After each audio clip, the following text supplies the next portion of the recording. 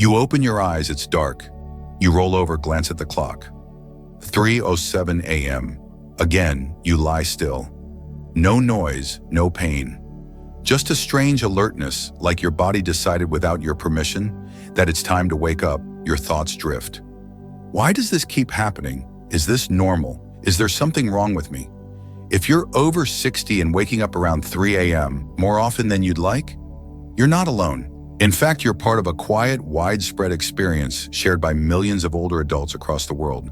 But what's even more important, you're not broken, you're not failing. And this isn't just what happens when you get old. That 3 a.m. wake-up call may be a message, a subtle signal from your body. And like any important message, it's not meant to be ignored. In this guide, we're going to explore why older adults wake up around 3 a.m. and what it really means, but not in a way that just tells you to go to bed earlier or cut back on caffeine. This is about understanding the real changes happening inside you and your brain, your body, your habits, your heart, because sleep is more than a routine. It's a mirror, a reflection of your inner rhythms, your history, and your current health. You might think this is just insomnia or I must be stressed. But what if waking up at 3 a.m. isn't random and isn't a flaw? What if it's your body gently knocking, inviting you to notice something deeper? Too often we treat our sleep like a machine, press the off switch, shut down for 8 hours, and expect to restart fresh. But the human body, especially as it ages, doesn't work that way. We are not robots, we are rhythms. And aging doesn't mean we're malfunctioning, it means we're shifting. Those 3 a.m. wake-ups might not mean something is wrong.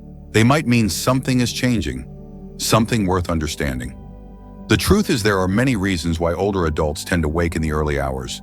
Some are physical, some are emotional, some are connected to habits you've had for decades, and others come from entirely new phases of life. In this guide, we'll explore 5 powerful and often overlooked reasons why you might be waking up at 3 a.m. These are not surface-level tips.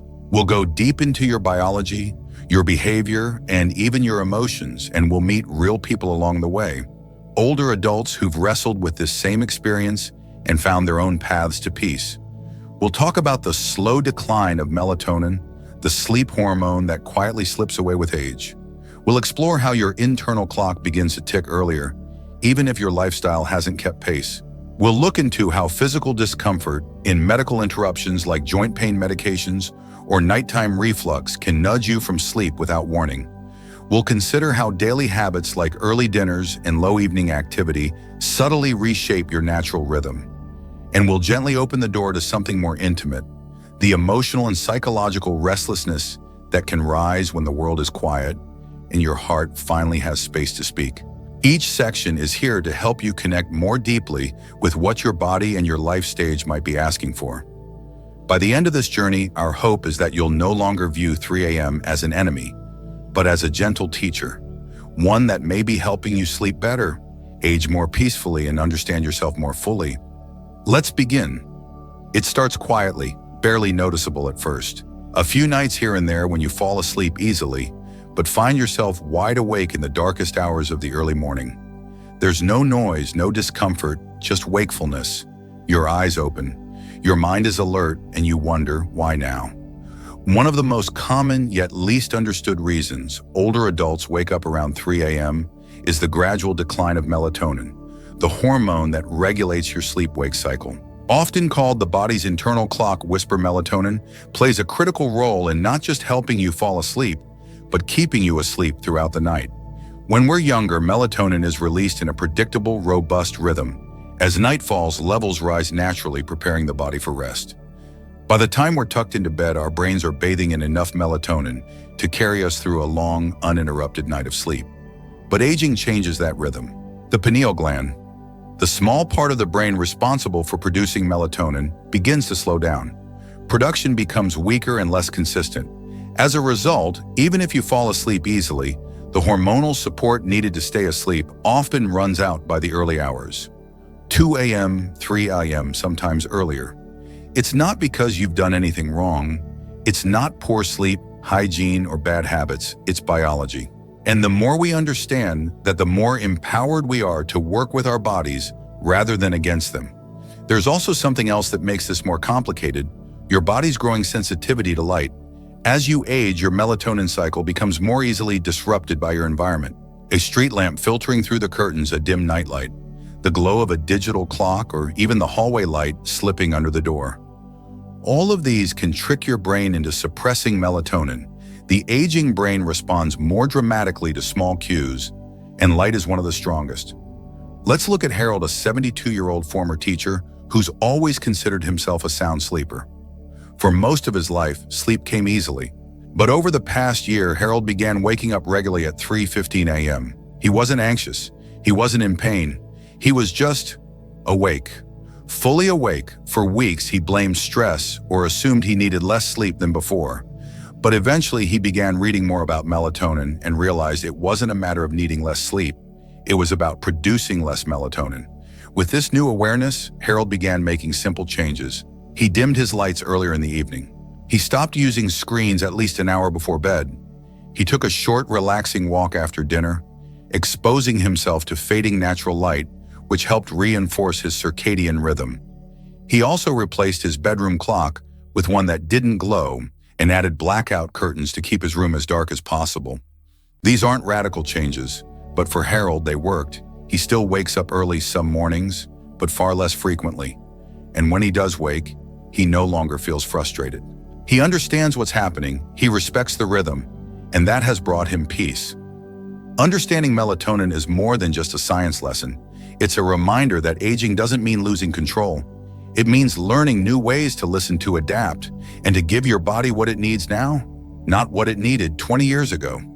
You used to be a night owl, falling asleep at 11 p.m., maybe midnight, and waking up just in time for breakfast.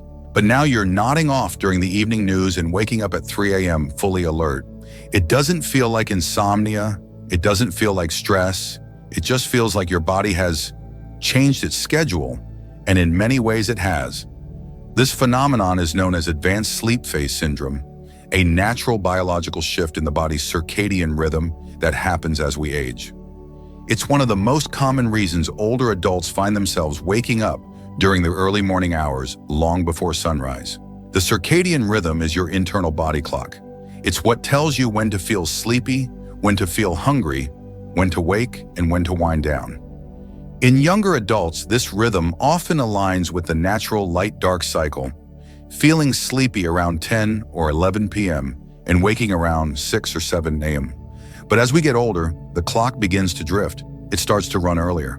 For some people, this shift is subtle. For others, it can feel dramatic. You may start yawning by 8 p.m. You might feel your energy drop earlier in the day, and without realizing it, you may begin falling asleep around 9 p.m. or even earlier, which means if your body completes its full cycle of sleep, you're naturally ready to wake up at 3 or 4 a.m. What's especially challenging about this shift is that it doesn't always match the rhythm of the world around you. You may want to stay up to enjoy a movie, call your children or grandchildren, or read a favorite book, but your body has other plans. And when you wake early, it's often hours before the rest of your home or community stirs. Let's consider Charles, a 68-year-old retired engineer. Since retiring, his routine has become much more relaxed. He eats dinner around 5:30 p.m., watches a bit of TV, and is usually in bed by 9 p.m. At first, he welcomed the early nights, but soon he found himself wide awake at 3 a.m., long before anyone else in his household. It wasn't anxiety, it wasn't discomfort, his body simply felt done sleeping. Charles initially thought something was wrong with his sleep, but after speaking with his doctor, he learned about the advanced sleep phase and realized his rhythm hadn't broken, it had simply shifted. With that knowledge, he began making small changes, reading under a soft light in the evening, delaying dinner by an hour, calling his daughter before bed for a pleasant conversation. Gradually, his sleep window shifted closer to his preferred wake-up time. This kind of internal clock adjustment is subtle but powerful, and for many older adults, it goes unnoticed. But when you bring awareness to it, you gain the ability to adjust gently without forcing your body to fight itself. It's also important to recognize the quiet psychological impact of this shift. As we age, our social environments often become quieter. Without evening commitments, active conversations, or structured work schedules, there are fewer external cues telling the brain it's not bedtime yet. So the body leans into silence and into sleep earlier than before. That's not a failure. It's an adaptation. And once we understand it, we can start working with our rhythm instead of against it. A slightly later dinner, an evening walk, a phone call, a favorite game. These can all help signal to your body that the day isn't quite over yet. In turn, your internal clock may start to delay its signal to rise, and those 3 a.m. wake-ups may become less frequent. Sometimes the reason you wake up at 3 a.m. isn't emotional, it isn't hormonal, it's physical, a twinge in your back, an ache in your hip, a need to visit the bathroom. The body speaks quietly, but in the stillness of the night, even a whisper can be loud enough to wake you. As we age, the likelihood of experiencing physical discomfort during the night increases. Our joints become stiffer, muscles take longer to recover, the bladder becomes more sensitive, circulation patterns shift. And when the world outside is completely still, even minor sensations become more noticeable. What wouldn't bother you during the day when you're busy moving? Distracted can feel pronounced and unavoidable at 3 a.m. Consider something as simple as joint pain. For someone living with arthritis or inflammation, lying in one position for hours can become uncomfortable. The pain doesn't shout, it nudges, you stir, you roll over, and sometimes you wake. By then, your body may have moved too far from deep sleep to return easily. Another common cause. Nocturium, the need to urinate at night. The aging bladder loses elasticity and becomes more reactive to even a small amount of fluid. For many men, prostate changes add to the urgency. For women, postmenopausal hormonal shifts affect bladder control. A need to visit the bathroom at 3 a.m. may seem minor, but by the time you've stood up, walked across the room, and returned to bed, your brain may already be in wake mode. Acid reflux is another quiet disruptor. If you eat dinner too late or lie down too soon afterward, stomach acid may rise during the early hours and stir you from rest. You may not even notice heartburn, just a vague sense of unrest or an unexplained awakening. Other small culprits include dry mouth, leg cramps, changes in temperature, or even minor reactions to medications taken earlier in the day. That brings us to a subtle but significant factor: prescription side effects. Many older adults take medications for blood pressure, cholesterol, pain, and sleep support. Some of these can increase nighttime urination sensitivity to sound or fluctuations in body temperature. You may not realize the connection until you begin tracking your patterns closely or until a doctor points it out. Eleanor, a 76-year-old widow, experienced this firsthand. For months, she'd been waking up at 3:30 a.m., assuming it was stress. But after a thoughtful conversation with her physician, she discovered that one of her new medications was affecting her hydration levels. It wasn't causing pain or illness, just a stronger urge to use the bathroom at night.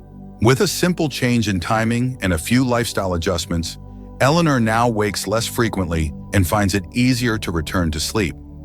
This kind of story isn't rare. In fact, it's incredibly common, and it highlights something important. Waking up due to physical discomfort isn't a sign of weakness or decline. It's a sign that your body is still responding, still alert, still adapting. These signals, while inconvenient, can guide you toward better care, more informed conversations with your doctor, and practical changes that improve your rest. Because sometimes waking up is not the problem. Not listening is. You might not think much about it, eating dinner a bit earlier, skipping that evening walk, dozing off in your recliner before bed. But over time, these small, seemingly harmless habits can gently reshape your body's internal rhythm. And before you know it, you're waking up at 3 a.m. wondering what went wrong. The truth is, your daily routine is one of the most powerful regulators of your sleep-wake cycle. Everything from what time you eat, how active you are when you see sunlight, and even how socially engaged you stay contributes to the signals your brain uses to determine when it's time to sleep and when it's time to rise. For older adults, especially those who are retired or living in a quieter household, these signals can grow faint. Without the structure of a job, regular appointments, or active evenings, the body receives fewer external cues. As a result, the brain may start initiating its shutdown sequence earlier in the day and completing its rest earlier in the night. Walter, a 74-year-old retiree, experienced this shift without even realizing it. He started having dinner around 5 p.m. He'd relax with the news and sometimes fall asleep in his chair. By 8:30 p.m., he was in bed and sound asleep. The problem, by 3 a.m., his body had already completed a full sleep cycle. He would wake up feeling strangely alert, confused about why he couldn't sleep longer. Once Walter noticed the pattern, he began making gentle changes. He added a short walk in the late afternoon, shifted dinner to 6 p.m., and created a cozy but engaging evening routine. He read under warm light, avoided napping after dinner, and even called a friend for a short chat most nights. These changes weren't drastic, but they were enough to delay his body's bedtime signals by an hour or two, and soon his 3 a.m. wake-ups began to fade. Another often overlooked factor is meal timing and blood sugar. Eating dinner too early, especially without a small bedtime snack, can cause your blood sugar to dip in the early hours of the morning. You might not feel hungry, but your body feels the energy drop, and that alone can stir you awake. Caffeine is another quiet disruptor. While you may only drink 1 cup a day, even caffeine consumed at noon can linger in your system longer than it used to. As metabolism slows with age, the stimulant effect of caffeine may not fully wear off before bedtime, leading to lighter sleep and increased sensitivity to disturbances. Light exposure is crucial too. If you're not spending time outdoors, especially in the late afternoon, your body may not get the clear message that daytime is ending. Without that contrast between daylight and evening dimness, melatonin production may start too early, pushing your sleep cycle ahead. But here's the good news: none of these patterns are permanent. They're adaptive, which means they can be gently reshaped with awareness and intention. Simple strategies like eating dinner a bit later or adding a small bedtime snack, taking a walk or doing light activity in the afternoon, reducing evening napping or chair dozing, exposing yourself to bright light during the day, especially near sunset, adding meaningful evening rituals, music, conversation, reading. These practices don't require major lifestyle changes, but they do send clear, consistent messages to your brain, reminding it when to wind down and when to wait. If you found yourself waking at 3 a.m. and your health feels stable, consider your routine. Not just your bedtime, but your whole day. Because how you move through the daylight hours may be quietly telling your body to rest too soon and rise too early. Not every 3 a.m. wake-up comes from your body. Sometimes it's your heart that stirs, not with pain, but with memory, with longing, with something unspoken that finally has space to rise when the world goes quiet. As we grow older, the rhythm of life changes, not just physically, but emotionally. The days are less rushed, responsibilities ease, the house is quieter, and in those still hours of early morning, when distractions have faded and the air feels heavy with stillness, thoughts you've tucked away during daylight often begin to surface.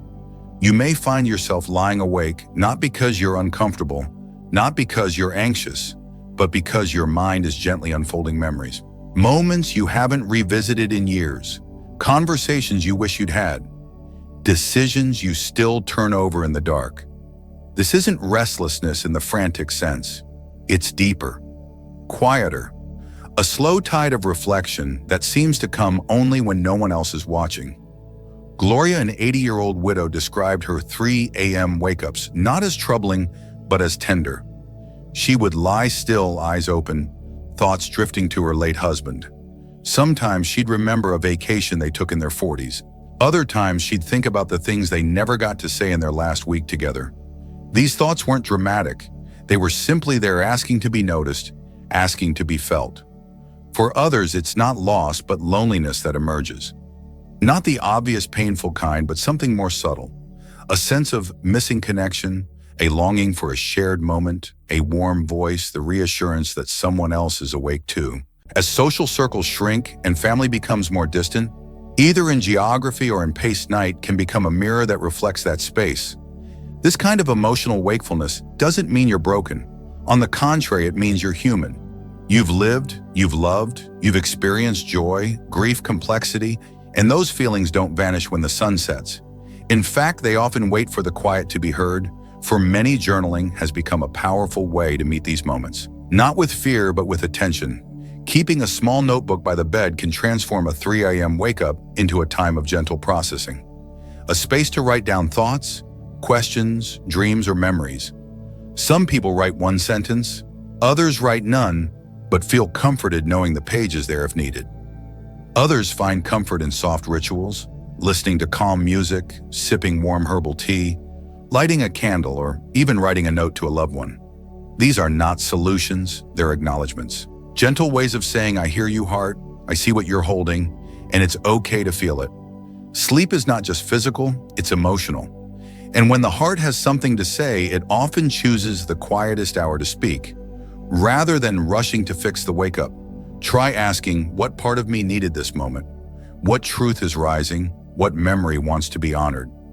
In honoring these moments instead of resisting them, many people find that the wake-ups soften, or at the very least they no longer feel like interruptions.